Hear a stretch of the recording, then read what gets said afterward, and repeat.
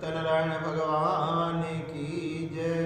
बोलिए मेरे बांके बिहारी लाल की जय। आज भगवान श्री सत्यनारायण का व्रत है। भगवान के भगत इस व्रत को बड़े ही प्रेम से करते हैं। बताया जाता है एक समय नैमिषारण्य तीर्थ में विराजमान शौनकादिक 88,000 ऋषियों ने श्री सुत जी से पूछा, हे प्रभु, इस कलयुग में वेद विद्या रहित मनुष्य को प्रभु भक्ति किस प्रकार मिलेगी? कलिकाल का मनुष्य वेद शास्त्र आदि को पढ़ नहीं पाता, फिर भी भगवान की भक्ति उन्हें किस प्रकार प्राप्त होगी?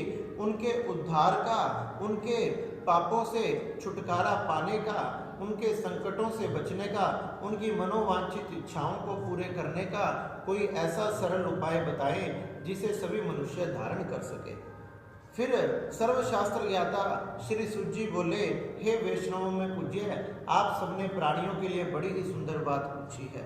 मैं आपको एक ऐसा व्रत बतलाता हूँ जिस व्रत को नारद जी ने श्री लक्ष्मी नारायण भगवान से पूछा था, तथा लक्ष्मीपति ने भगवान ने श्री महर्षि नारद जी से कहा था।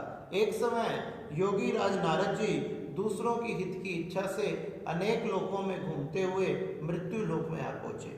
जब वह मृत्यु लोक में आ पहुंचे, यहाँ सभी योनियों में जन्मे हुए प्राय सभी मनुष्यों को दुखी देखकर बड़े चिंता करने लगे। वह सोचने लगे कि ऐसा कौन सा उपाय किया जाए जिनसे इन सब मनुष्यों की चिंताएं मुक्त हो जाए।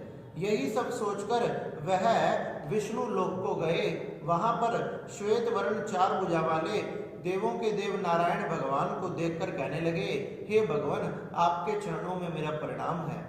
आप अत्यंत शक्ति संपन्न हैं, मन तथा वाणी भी आपका पार नहीं पा सकती। आपका ना कोई आदि है, ना मध्य है, ना अंत है। इस प्रकार से भगवान की स्तुति करने लगे।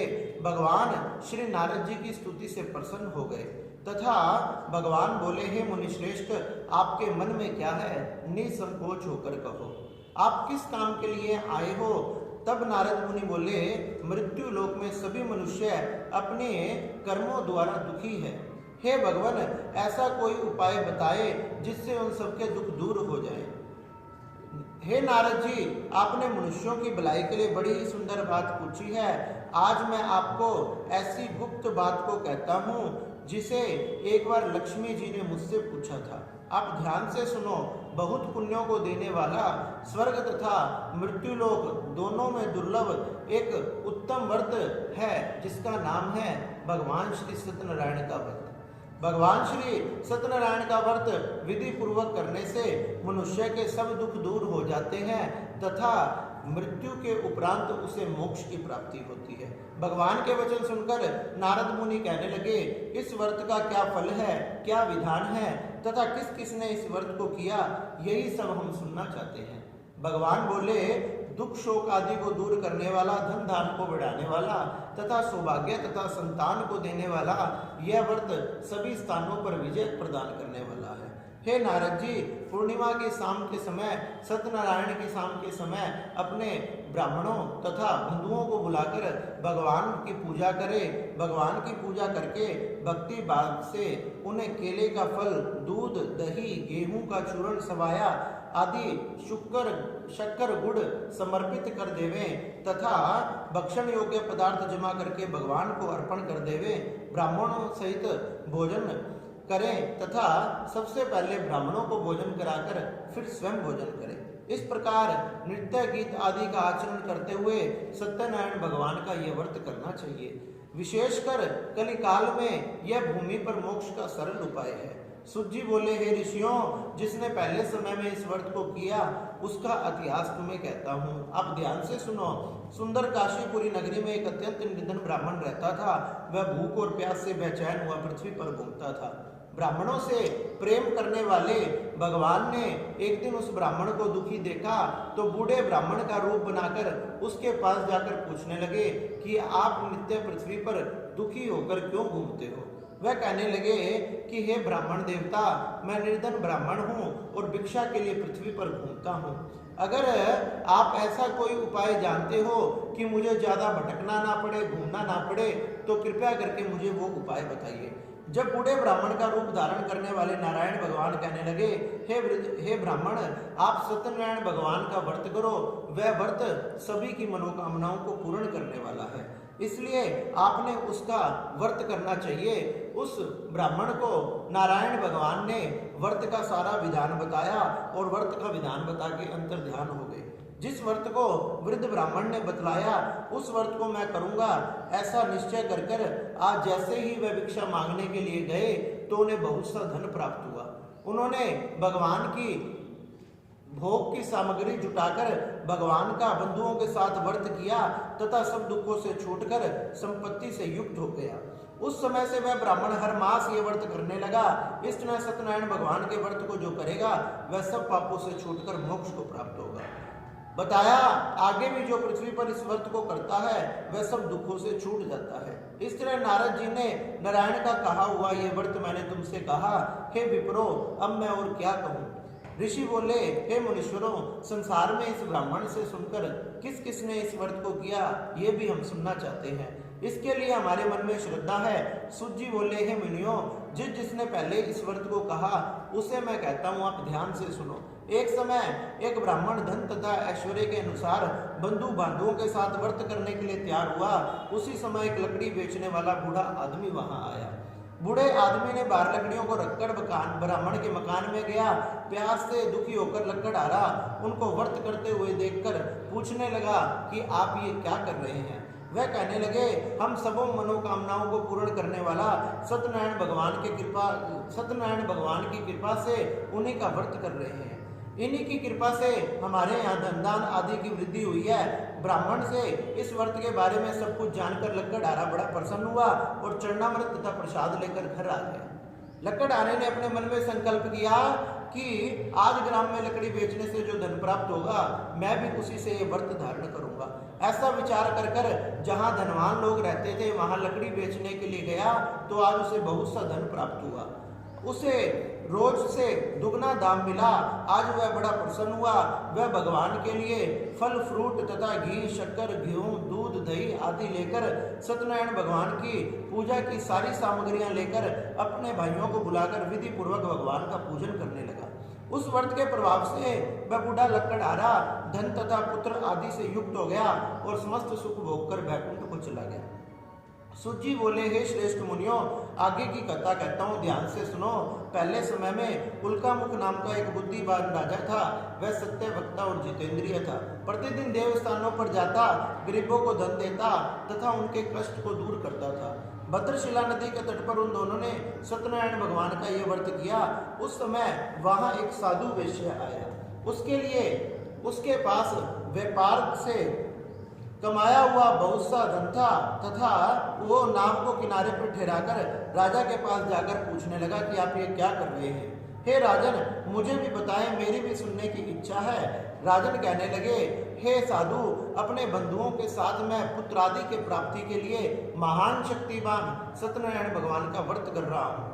राजा के वचन सुनकर साधु आदर से बोला, हे राजन, मुझे भी इसका विधान बताइए, क्योंकि मैं भी इस व्रत को करूंगा। क्योंकि मेरे कोई संतान नहीं है। इस प्रकार राजा से सारा विधान जानकर वह बड़ा प्रसन्न हुआ। घर आकर अपनी स्त्री से संतान देने वाले इस चमत्कारी व्रत के बारे में बतलाया और कहने लगा, जब मेरे संतान हो जाएगी तब मैं इस व्रत को करूंगा। भगवान सत्यनारायण उसके संकल्प से प्रसन्न हो गए। 10वें महीने में एक सुंदर कन्या का जन्म हुआ जिसका नाम कलावती रखा गया। शुक्ल पक्ष की चंद्रमा की तरह वो कन्या दिनों दिन बढ़ने लगी तथा एक दिन अपनी कन्या को कुछ सखियों के साथ खेलते हुए देखा तो उसने अपने दूत को बुलाकर कहा, इसके लिए कोई अच्छा सा लड़का ढूंढ कर लाओ। वह दूत कंचनपुर नगर में गया। वहां से एक सुंदर सा लड़का ढूंढ कर ले आया। उस योग्य लड़के के साथ साधु ने विवाह कर दिया तथा पुत्री को विदा करने लगा। लेकिन दुर्भाग्य से उस समय भी इस व्रत को करना भूल गया तथा उस व्रत को करना भूल गया तो सत्यनारायण भगवान इससे क्रोधित हो गए तथा सत्यनारायण भगवान ने क्रोधित होकर उसे श्राप दे दिया कि तुझे दारुण दुख की प्राप्ति हो। अपने कार्य में साधु बनिया जमाता सहित एक बार दोनों ससुर जमाई समुद्र स्थित नगर में व्यापार करने के लिए गए। एक रोज भगवान सत्यनारायण की माया से प्रेरित होकर कोई चोर राजा का धन चुरा कर ले गया। किंतु राजा के दूतों को आता देखकर चोर ने घबराकर भागते हुए राजा का धन वहीं छिपा दिया। और जब सैनिक भागे भागे आए तो सैनिकों ने देखा ये दोनों चोर हैं, इसलिए उन्हीं को पकड़ कर ले गए। दोनों को पकड़ कर ले गए, दोनों को कठिन कारावास में डाल दिया गया। दोनों मन ही मन में सोचने लगे, हे भगवान, हमसे कौन सा अपराध हुआ है। इस प्रकार से भगवान की माया से उनके घर पर भी जो धन तथा अन्न रखा था उसे चोर चुरा कर ले गए तथा उनकी स्त्री तथा बेटी भी बड़ी दुखी हुई। एक दिन उसकी बेटी देर से घर आई। माँ पूछने लगी, बेटी कलावती, तेरे मन में क्या है? इतनी देर तक तू कहाँ थी? वह कहने लगी, मैं एक ब्राह्मण के घर पर थी, भगवान सत्यनारायण की कथा सुन रही थी, उसी का प्रसाद लेकर आई हूँ, इसलिए वो लेट हो गई है। तो माँ को जैसे ही सत्यनारायण भगवान का नाम सुनाई दिया, अपनी भूल का एहसास हुआ तथा उसने भी सत्यनारायण भगवान को प्रणाम करके नमस्कार करके क्षमा याचना करी और कहने लगी, हे सत्यनारायण भगवान, हम सबका अपराध क्षमा करो, मेरे पति तथा दामाद जल्दी घर आ जावे, हम आपका व्रत तथा पूजा करेंगे। इस प्रकार भगवान की पूजा की तैयारियां करने लगी। उधर पति देव भी जेल में बैठे बैठे सत्यनारायण भगवान को याद करने लगे, हे सत्यनारायण भगवान, हमें क्षमा करो, हमें हमारी भूल का एहसास हुआ है।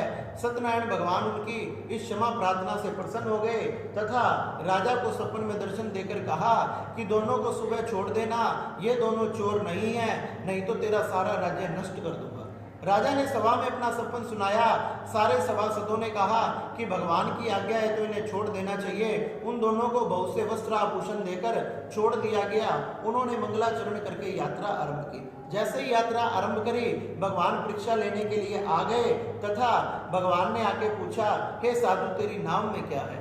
वह हंसते हुए बोला, क्यों, धन लेने की इच्छा है? मेरी नाम में तो बेल और पत्ते भरे हुए हैं। इस प्रकार भगवान ने कहा, तेरा वचन सत्य हो। वह थोड़ी दूर जाकर एक आसन लगाकर बैठ गए तथा जब दोनों ने नित्य क्रिया करने के बाद नाव पे से कपड़ा उठाया और अपने नौका में धन की जगह बेल और पत्ते भरे देखा तो बड़ा अचंभा हुआ। जब जैसे ही बेल पत्ते देखे, मूर्छित होकर जमीन पर गिर पड़ा तथा जमाई ने उठाते हुए कहा कि ये भगवान का श्राप है, हमने उनकी शरण में चलना चाहिए। वह भगवान के शरण में गए, क्षमा याचना मांगने लगे। वो भगवान ने आकाशवाणी की, हे साधु, तू बार बार मेरी पूजा से विमुख क्यों होता है? तू असत्य वचन क्यों बोलता है? वह बार बार क्षमा मांगने लगे, हे प्रभु, आपकी माया का पार तो ब्रह्मा आदि देवता भी नहीं पा सकते, फिर हम कैसे पा सकते हैं? हे भगवान, आप मुझ पर कृपा करो, पहले की तरह नौका में धन भर दो, हमें क्षमा करो, हम सबका अपराध क्षमा करो। भगवान प्रसन्न हो गए, उसकी नौका में धन भर दिया।